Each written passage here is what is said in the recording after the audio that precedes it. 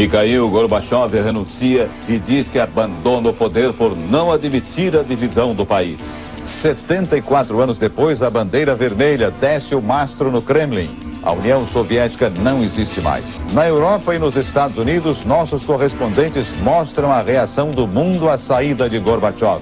O presidente da Rússia, Boris Yeltsin, é a nova face do poder e assume o comando do botão do arsenal nuclear. O Jornal Nacional está começando.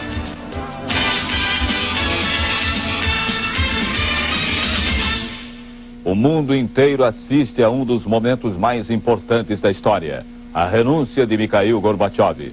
É o fim definitivo da União Soviética. Vamos falar ao vivo de Moscou com o repórter Pedro Bial.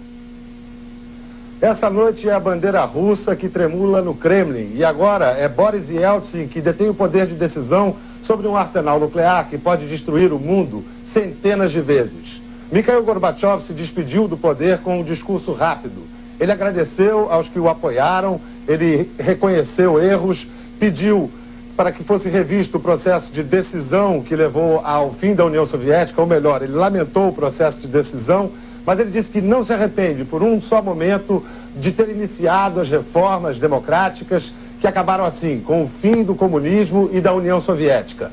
A segunda Revolução Russa chega hoje ao seu apogeu. Esse 25 de dezembro é o último dia de 1917. Pedro Bial, de Moscou. Mikhail Gorbachev deixa 6 anos de poder com um discurso de 12 minutos. Gorbachev disse a 280 milhões de soviéticos que renunciava porque não podia admitir a divisão do país. Muito sério, Gorbachev fez uma análise dos anos que passou no poder. Recordou o sucesso da perestroika, que levou a liberdade para o povo soviético. Mas disse que os soviéticos ainda não sabiam como usar essa liberdade. Gorbachev falou ainda do final das tensões da Guerra Fria e acusou as forças reacionárias de impedir que muito mais fosse feito pela União Soviética.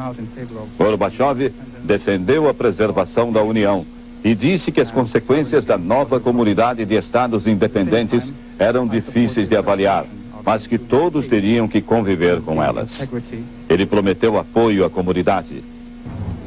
Em silêncio, sem hinos e sem discursos, saiu de cena o maior símbolo de 74 anos de história da União Soviética. No lugar, subiu a bandeira vermelha, branca e azul da Rússia. O criador das reformas que mudaram a União Soviética acaba atropelado por elas.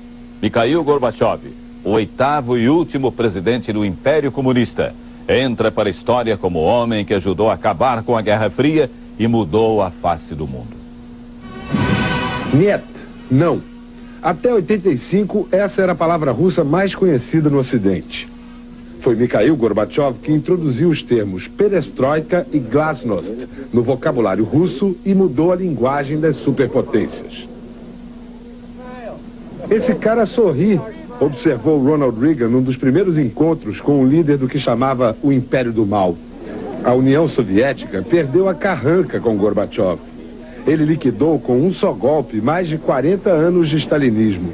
Deu liberdade de expressão para os russos pela primeira vez na história. Sucesso da glasnost, abertura, fracasso da perestroika, reconstrução.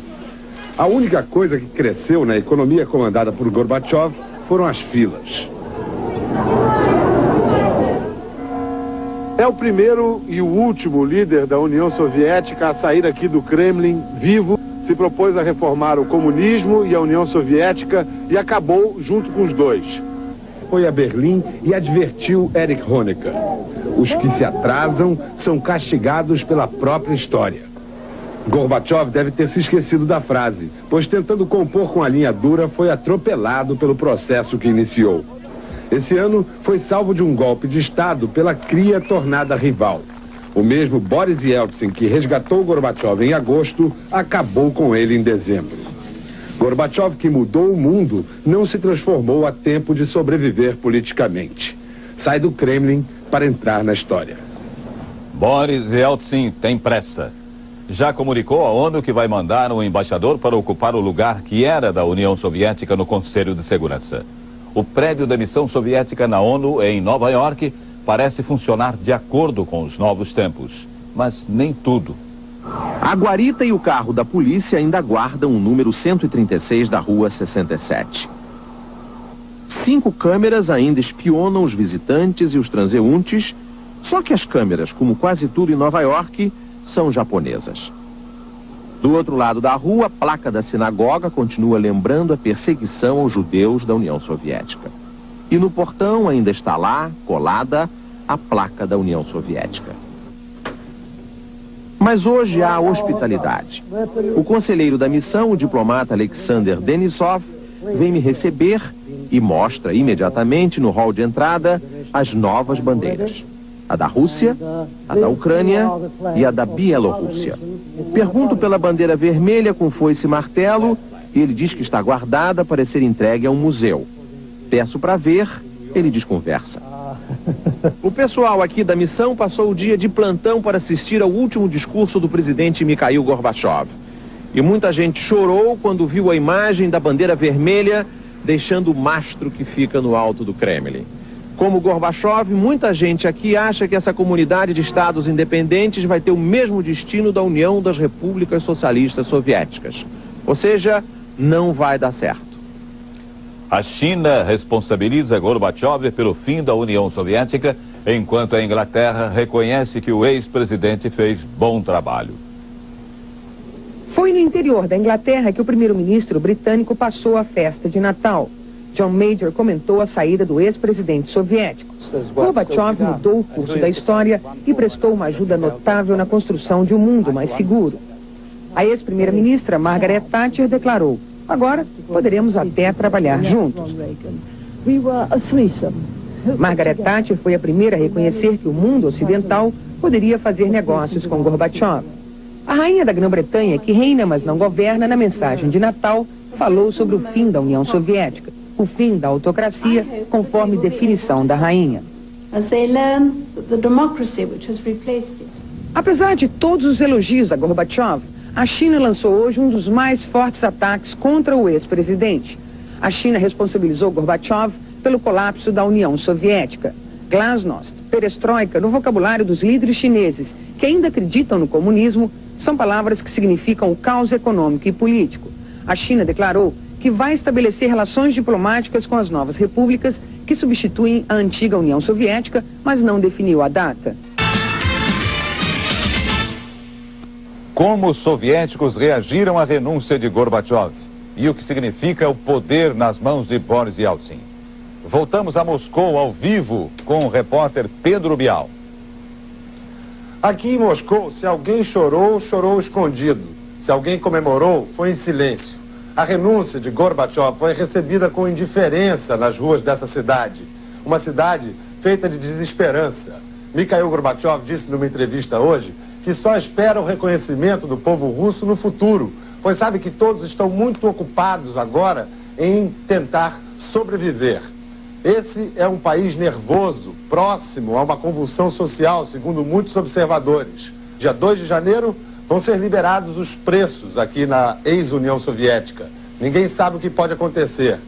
Algumas humilhações que Boris Yeltsin submeteu Gorbachev e outras manobras pouco democráticas sujaram a imagem de Yeltsin. E muitos o olham com desconfiança, como se ele fosse um candidato a czar. Yeltsin, através de telefonemas, vem tentando conquistar a confiança de um aliado-chave amigo de Gorbachev, o presidente americano George Bush. Os Estados Unidos, que agora perderam a referência da oposição soviética, veem com atenção e temor o futuro da comunidade de estados independentes. Mikhail Gorbachev telefonou hoje para George Bush antes do discurso de renúncia. Por causa disso, Bush deixou a Casa de Campo e foi para a Casa Branca reescrever a mensagem de Natal que vai ao ar ainda hoje à noite. Bush vai dizer que considera o fim da União Soviética uma grande vitória política dos Estados Unidos. Ele vai dizer também como vai se relacionar com Boris Yeltsin.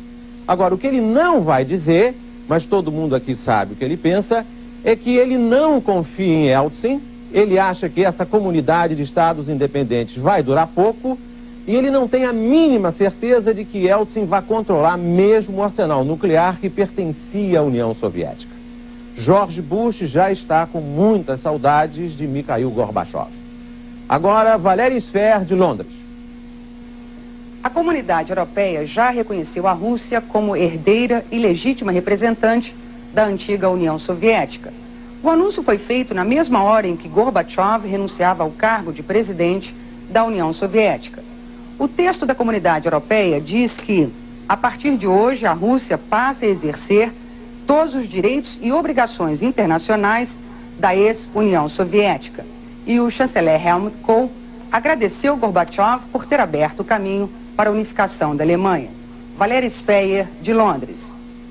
Todo o poder que antes estava nas mãos de Gorbachev está agora com o presidente da Rússia, Boris Yeltsin.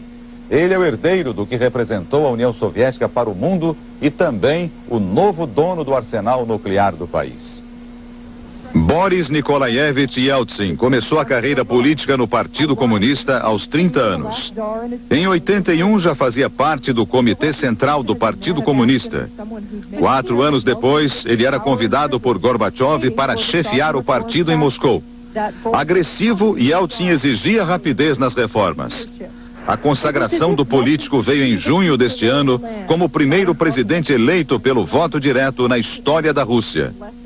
46 milhões de votos garantiram a Yeltsin 5 anos de mandato na maior e mais rica república soviética. Mas o mundo tomou conhecimento da coragem de Boris Yeltsin durante o golpe de agosto. Enquanto Gorbachev estava sob a mira de fuzis na Crimeia, Yeltsin subia nos tanques e conclamava os soviéticos a resistir ao golpe. Boris Yeltsin se transformava em herói nacional e passava a ser o homem forte do país. Com a criação da Comunidade de Estados Independentes, no início de dezembro, Yeltsin fez o que o golpe de agosto não tinha conseguido: esvaziar o poder do presidente soviético. Hoje, esse político de 60 anos é o novo líder da comunidade que surgiu da segunda maior potência do mundo.